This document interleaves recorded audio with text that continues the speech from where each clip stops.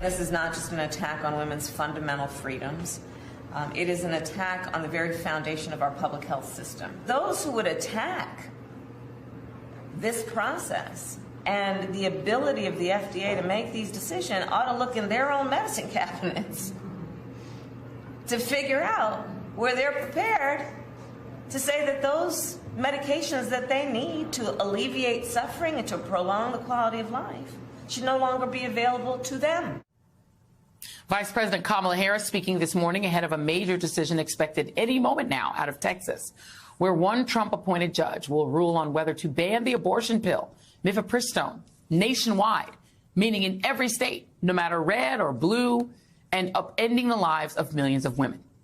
To perhaps no one's surprise, the Republicans who so fervently claimed that their opposition to Roe was purely because they thought abortion should be a state issue are nowhere to be found.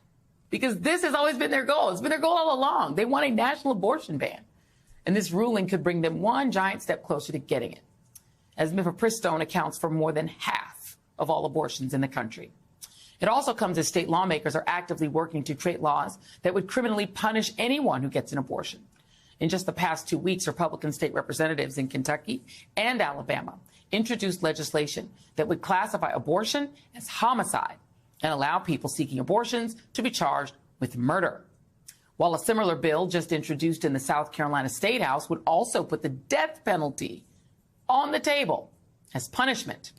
Joining me now is Aaron Haynes, editor-at-large of The 19th, and Liz Winstead, co-creator of The Daily Show and founder of Abortion Access Front. And Liz, I do want to start with you on that. This lie that Republicans who were against abortion only wanted the states to be the little laboratories of democracy. Well, that's a lie, because one of their fellow ideologues is now potentially poised to get the abortion pill banned for the whole country. What will that mean for women?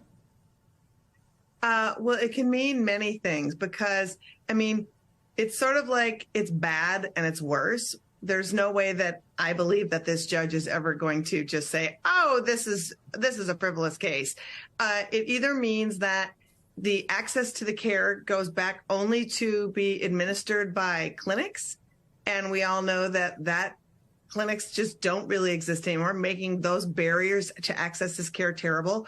Or he can just say, you know what, the FDA frivolously 23 years ago, and after, approving a drug that's safer than Tylenol, we have to yank it off the shelves, could mean literally zero access for the most common medication abortion in the country. And that is terrifying to a lot of people, especially low-income folks, rural folks, people of color. Like, that's who it affects the most. Right. And Aaron, I mean, if this case were to then be appealed up to the Supreme Court, I think we can all guess how that would go, because you have Sam Alito and 5 other justices who are ideologues on this issue, too, as well. It was good for me to see the Vice President of the United States being the spokesperson for this issue in the administration. That is a smart way to use her, as she was a former prosecutor, because they're also talking about putting women in prison and maybe giving people the death penalty for doing abortions in states.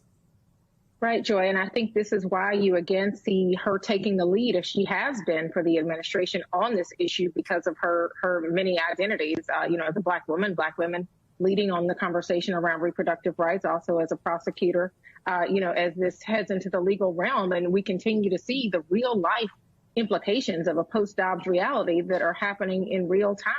I think you saw the vice president speaking today with a sense of urgency, because even as we sit here, a ruling could come even as we are sitting here out of Texas. And this is, as you mentioned, the most effective, one of the most common ways of terminating a pregnancy for many people who need to do that. And so as the reality for too many people on the ground remains just kind of uncertain and shifting, on an hourly, moment to moment basis, especially at the state level. I think this case and this particular issue really brings that into focus.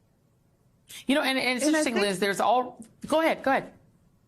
I was going to say, and the diabolical nature of how this case came to be, this alliance that brought the case forward was formed 3 months ago, purposefully in the district of this judge because they knew that this judge would rule in their favor. And they knew that even that if it's challenged, it's going to the Fifth Circuit, the scariest court. And if you ever wondered, gee, who would ever marry Josh Hawley? Well, the lead attorney in the case is actually the person who is the lead attorney bringing this case forward. So grossness all around, Joy.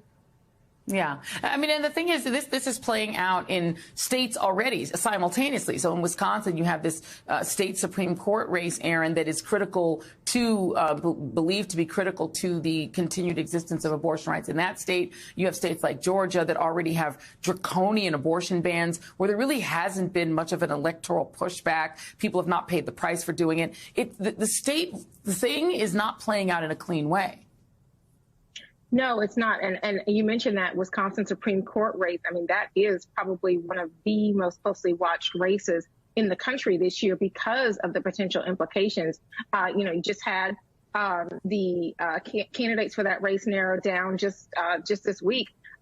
You have a liberal judge, Janet Protasewicz, and a conservative former judge, Dan Kelly, that are facing off in this race in April. And the stakes of this are going to determine the balance of the court in Wisconsin. It's already controlled 4-3 by conservatives. And the court is going to take up cases not only on abortion, but other influential issues like the state's political maps or possible election disputes. So, there are many issues that are happening at the state level that really feel kind of consequential and existential, particularly in the absence of federal legislation that is kind of, making the law of the land as opposed to law on a case-by-case and state-by-state basis. And in case you're thinking, well, this is all about, the rights, compassion for children, I have to play this. This is not an abortion-related thing. This is his name is David Eastman. He's a representative. This is what he had to say about abused children who die as the result of their abuse. In the case where child abuse is fatal, obviously it's not good for the child, but it's actually a benefit to society because there aren't needed for government services and whatnot over the whole course of that child's life. Through the chair, can you say that again? Did you say a benefit for society? Talking dollars. He was censured, Liz, yesterday, but he had been previously censured in 2017 over comments he made suggesting that there are women in Alaska who try to get pregnant in order to get a free trip to the city to get an abortion. Your thoughts? I mean, don't we know that's how it always works? Those frequent flyer abortion miles that people are getting. But it's so horrific. But also, every time you see a chest-thumping pro-life person, you just dig a little deeper and you will find horrible things about how they absolutely don't want to care for any child who is currently living on this planet.